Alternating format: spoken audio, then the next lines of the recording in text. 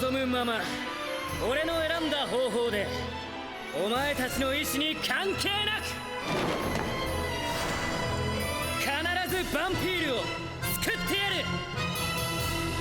When the case study of Vanitas ends the first chapter by spoiling the manga's ending, I knew I was in for a good time. From the creator of Pandora Hearts, Jun Mochizuki is a story about the detailed account of Vanitas, a human dedicating his life to saving vampires.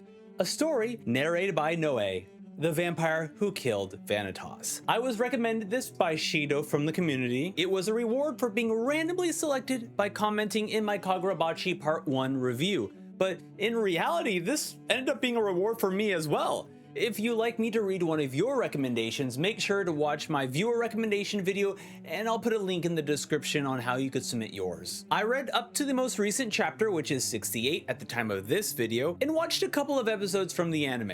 And I just want to highlight a few characters that I just really enjoyed. Vanitas is a character I didn't expect I was going to enjoy reading about as much as I have. His cocky attitude and his brashness towards wanting to save all the vampires was a bit off-putting at first because he seemed too self-righteous that it felt suspicious. Also, since he shared the same name of the Cursed Book and the Blue Moon Vampire, I felt like there must have been an ulterior motive. But he's actually really genuine. His brashness does make for some incredible moments, like when he decided to intrude on the ball mask.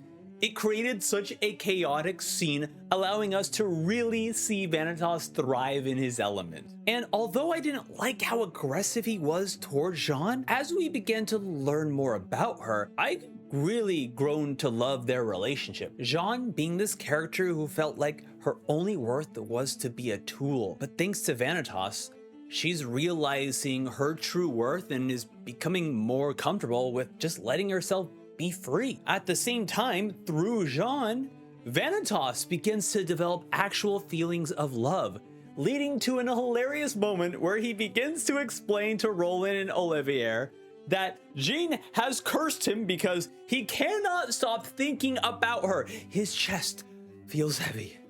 His face is burning up. He's having a hard time breathing.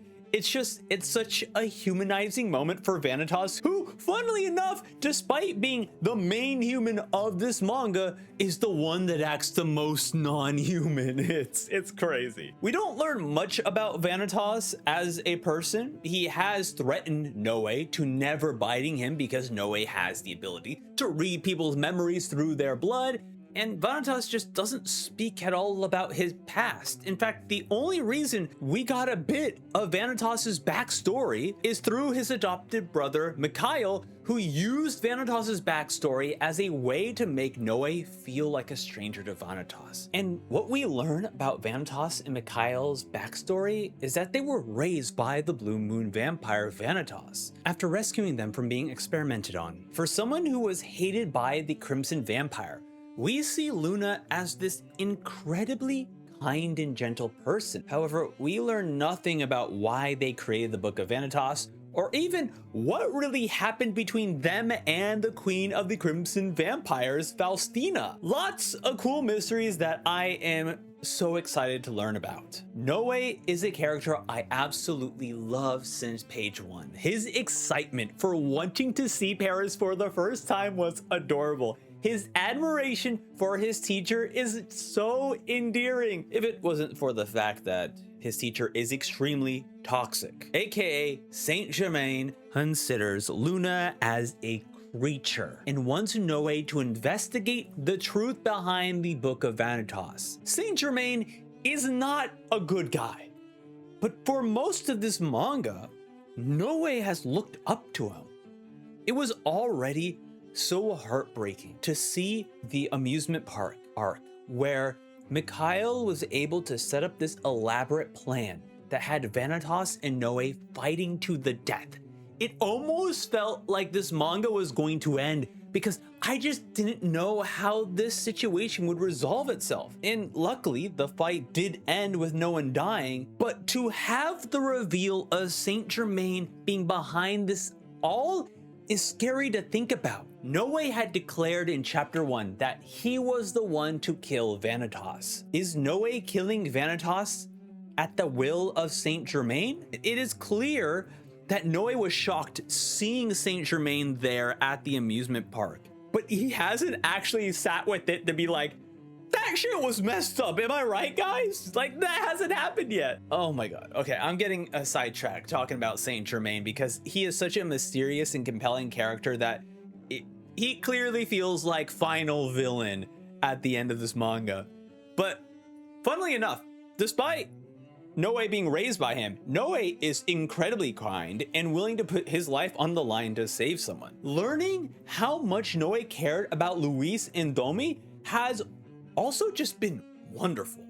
Unfortunately, Noe is constantly beating himself up for not putting Luis out of his misery when he lost control. Then again, was that all a part of Saint Germain's plans? Did he want Noe to kill Luis? Clearly, Noe is a part of some sort of experiment for Saint Germain, or maybe Saint Germain promised something to Lady Archivist. Who knows, but damn, this story is incredibly gripping. Domi and Noe are also just wonderful characters. The mangaka draws some pretty incredibly spicy vampire bites, which, please, Mochizuki-san, more of those, because chef's kiss. I also love how powerful and stoic Domi is. She's always there to back us up, but she does have a weakness. It's Noe. Noe means the world to her, and when Luis died, she felt like Noe only cared for Luis. In fact, we see in a flashback that she cut her hair to make herself look like her brother Luis. It adds a lot of depth to a character that I greatly appreciate, and it really pulls at your heartstrings of like rooting for her to break free from this trauma. I also love the relationship between Noe and Vanitas. They balance each other out by overcoming each other's shortcomings. For Vanitas, he gets himself into a whole lot of trouble, and Noe is always there to get him out of it. For Noe, he has been sheltered all of his life. Vanitas is showing what it truly means to be free. I will be very sad for the moment when Noe will kill Vanitas. The manga also has a lot to deal with killing the person you love out of mercy if they lose control. Vanitas killing Luna, Luis and Vanitas wishing to be killed by Noe, Vanitas promising to kill Jean, Mikhail wishing to kill Vanitas, and I'm sure I'm missing more. It's a very depressing look at relationships, and I'm really not ready to dissect those, but it does lead me to some interesting thoughts about, is this what happened between Luna and Faustina? Also, racism plays a large role in this story. Characters with dark or black skin are either killed or ostracized because of their unique abilities. And although their skin tone doesn't play a direct role in the story, I do think it was an intentional choice by the author to depict these characters with darker skin. And in the current arc, we're also learning about the racism against the Dampires, a mix of human and vampire people who are neither accepted by vampires or humans. This bit of racism has been sprinkled throughout the manga, but it became much more overt in this arc because we are learning more about their story. One of the most powerful moments in the manga happened during the discussion between Vanitas, Noe, Dampires, and the other vampires. Noe noticed that when referring to the Dampires, no one called Dante, Johan, Arishi by their names. Domi, a character who has been extremely kind-hearted and empathetic, is suddenly hit with this realization that she has been dehumanizing the Dampires, and it tears her apart. This awakening was such a powerful moment to see in a manga because it does such a great job at representing that even good people can still uphold a status quo that dehumanizes people. We also learn from Vanitas that Noe's gotta check his privilege because the Dampires are constantly under threat. They do not have the privilege to see everyone equally because they might die if they ally themselves with the wrong person. These were just some incredible moments of privilege that I just wasn't expecting from this manga. And I'm so tremendously excited to learn more about the Dampires because right now we're in the moment where they're at the play and people are celebrating their names, and you even got Dante smiling that for the first time people are calling Dampires heroes. It's just so beautiful.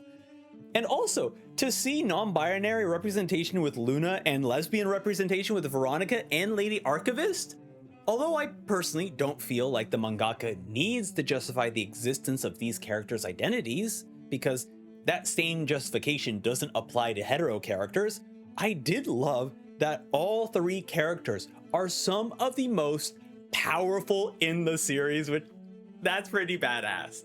And that's it for my thoughts on the case study of Vanitas. I enjoyed my time reading this. If you enjoy hearing me talk about manga and want to see more, check out my video on reading viewer recommendations where I read the volume 1 of 30 manga. It took a while. Anyways, thank you all for watching and I'll see you all next time. Goodbye now, bye-bye.